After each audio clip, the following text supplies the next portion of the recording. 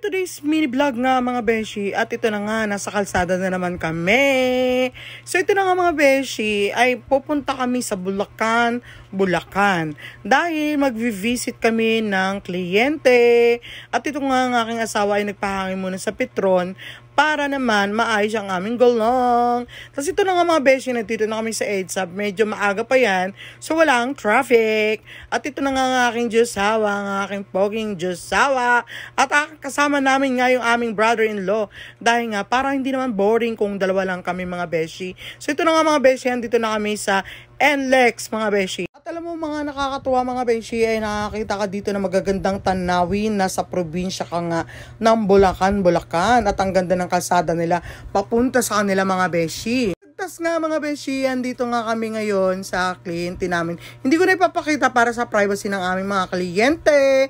At yun nga mga beshi, pagkatapos na umuwi na din kami. At yun nga, habang nagta-traffic na dito banda sa EDSA, at napapakain din ako nitong dalad naming Calvi galing sa SNR na binili pa namin.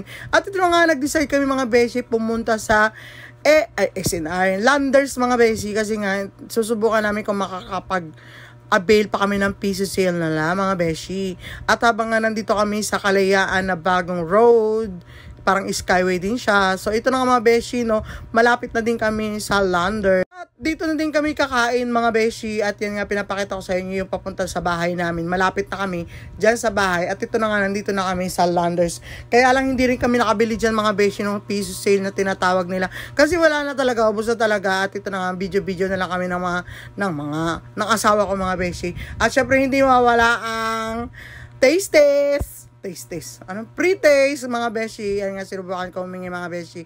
Kaya nakakatawa naman pagka may pre-taste, no, kailangan talagang humingi ka. At ito na nga, kumuha din ako ng lemon ice cream. At matagal ko nang pinag-iisipan yan kung ano talaga alasan yan mga beshi.